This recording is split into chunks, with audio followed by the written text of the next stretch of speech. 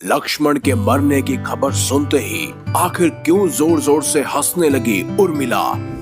उर्मिला के हंसने का आखिर क्या था रहस्य। तो चलिए अब करते हैं ज्ञान की बात। वीडियो में आगे बढ़ने से पहले हमारे चैनल को सब्सक्राइब अवश्य करें और बेल आइकन जरूर दबाएं ताकि ऐसी ही जानकारियां आपको हमेशा यूं ही मिलती रहे। और साथ ही कमेंट बॉक्स में जय श्री राम जय श्री लक्ष्मण अवश्य लिखिएगा। जैसा कि हम सब जानते हैं कि रामायण काल में भगवान श्री राम का 14 वर्ष का वनवास तय हुआ था। उनकी पत्नी माता सीता ने सहेज ही वनवास को जाने के लिए स्वीकार कर लिया, परंतु बचपन से ही बड़े भाई की सेवा में रहने वाले लक्ष्मण भी भला कैसे श्री राम से दूर हो जाते। लक्ष्मण जी ने माता सुमित्रा से आज्ञा ली और उसके बाद वो अपनी पत्नी उर्मिला के कक्ष की ओर बढ़ ही रहे थे, परंतु मन में ये सोचते हुए जा रहे थे कि माता से तो आशीर्वाद ले लिया, पर उर्मिला से मैं क्या आज्ञा लूंगा, मैं कैसे उसे समझाऊंगा, मैं उससे क्या कहूंगा।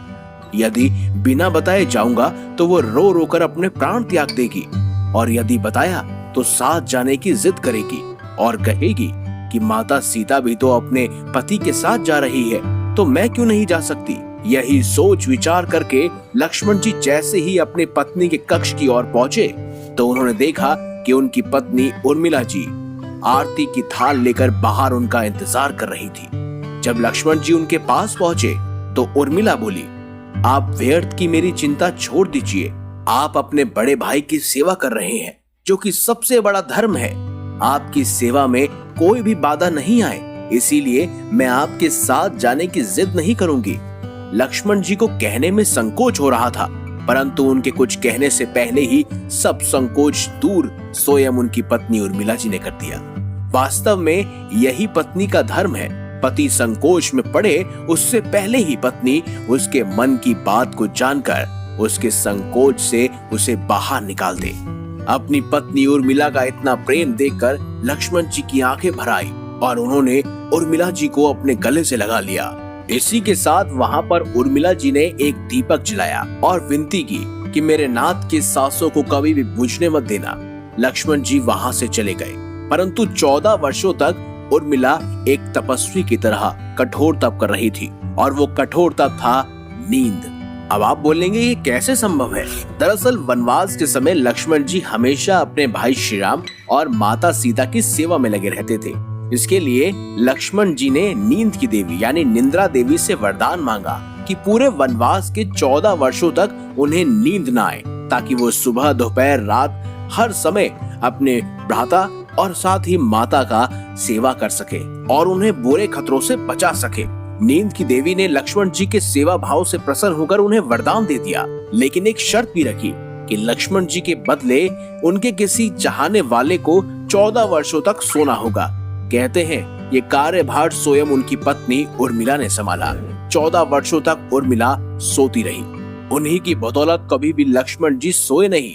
उर्मिला ने जहां एक तरफ दीपक की लौ जलाए रखी तो वहीं दूसरी तरफ गहरी नींद लेती गई। कहते हैं लक्ष्मण जी और मेघनाद का जब युद्ध हुआ था तब उस समय लक्ष्मण जी मूर्छित हो गए थे, जिस वजह से उर्मिला राज्य भवन में जाग गई थी। वो वाला प्रसंग तो आप सब जानते ही होंगे, जब हनुमान जी संजीवनी बूटी लेने के लिए हिमालय पर्वत गए थे और उधर से जब पहाड़ लेकर लौट रहे थे तो बीच में उन्हें अयोध्या के ऊपर से गुजरना पड़ा। भरत जी ने राक्षस समझकर उन पर बाण मार दिया और हनुमान जी नीचे गिर गए। जब उनको होश आया तो होश आने पर हनुमान जी ने भरत जी को सारी कहानी बताई कि किस तरह रावण पुत्र मेघनाद ने बाणों से लक्ष्मण जी पर हमला कर दिया है। इसीलिए लक्ष्मण जी के प्राण संकट में हैं और उनके लिए संजीवनी बूटी स्वयं हनुमान जी लेने गए थे। जहां एक तरफ लक्ष्मण जी मूर्छित हुए तो वहीं दूसरी तरफ उर्मिला अपनी नींद से उठ खड़ी हुई। बाद में उनकी भेंट स्वयं हनुमान जी से भी हुई थी, लेकिन एक तरफ जहां माता कौशल्या ने ये सब सुना तो उन्होंने कहा, हे हनुमान, राम से कहना लक्ष्मण के बिना अयोध्या में पैर भी मत रखना। तब ये बात माता सुमित्रा ने सुनी तो कहा, हनुमान, राम से कहना अभी मेरा दूसरा पुत्र शत्रुघ्न मेरे पास है, मैं उसे भी वन में भेज दूंगी। ये मेरे दोनों पुत्र राम की सेवा के लिए ही तो जन्मे हैं। माताओं का ऐसा प्रेम देखकर हनुमान जी की आंखों में भी आंसू छलक रहे थे। परंतु अब उन्होंने उर्मिला जी को देखा तो वो सोचने लगे कि आखिर ये स्त्री क्यों इतना शांत और प्रसन्न खड़ी है। क्या इन्हें अपने पति के प्राणों की कोई चिंता नहीं? वास्तव में जब उर्मिला जी ने सुना कि उनके पति के प्राण संकट में हैं, तो वो खड़ी होकर हनुमान जी को देखने लगी। जब हनुमान जी ने पूछा कि आपकी प्रसन्नता का क्या कारण है? आपके पति के प्राण संकट में हैं। सूर्य उदय होते ही सूर्य कुल का दीपक बुझ जाएगा। इस पर उर्मिला जी ने कहा, हे हनुमान जी, मुझे भला किस बात की चिंता? मैं क्यों चिंता करूं? मेरा दीपक अभी भी संकट में नहीं है। मेरे पति भला संकट में कैसे हो सकते हैं? जब तक मेरा दीपक बुझेगा नहीं तब तक मेरे पति के प्राण भी नहीं हरेंगे। और वो हंसते हंसते वहां से चली गई। इसके बाद हनुमान जी स्वयं संजीवनी बूटी का पर्वत लेकर जब वापस लंका पहुँचे, जब लक्ष्मण जी के प्राण वापस आए, उसके बाद अपने आप ही उर्मिला जी भी राज्य भवन में जाकर सो गई, क्योंकि ये वही वरदान था जो अपना कार्य कर रहा था। रावण का वध करने के बाद जब वापस से भगवान श्री राम माता सीता और लक्ष्मण जी के साथ अयोध्या आए, तब उन्होंने कई वर्षों तक अयोध्या में राज्य किया। लेकिन एक समय उपरांत अचानक ही अयोध्या में काल आ गया, यानी कि काल के देवता। उन्होंने श्री राम से वंदना की कि कृपया करके हमें एक खाली स्थान पर आपस में वार्तालाप करना होगा और इस वार्तालाप को कोई अन्य प्राणी ना सुन पाए। अगर कोई सुनेगा तो आपको उसके प्राण लेने होंगे। ऐसे में श्री राम और काल देवता आपस में वार्तालाप करने लगे और उन्होंने बाहर पहरेदारी के लिए खड़ा कर दिया स्वयं लक्ष्मण जी को। तभी उस समय वहां पर दुर्वासा ऋषि आए। वो स्वयं भगवान श्री राम से मिलना चाहते थे। लक्ष्मण जी ने बहुत मना किया। तब दुर्वासा ऋषि ने क्रोध में आकर कहा कि अगर वह जल्द ही श्री राम से नहीं मिले तो वह पूरी की पूरी अयोध्या और उनके वंश को श्राप दे देंगे।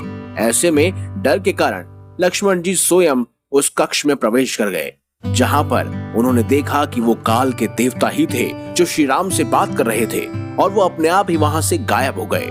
उसके बाद भगवान श्री राम को ना चाहते हुए अपने भाई यानी लक्ष्मण जी को राज्य से निष्कासित करना पड़ा।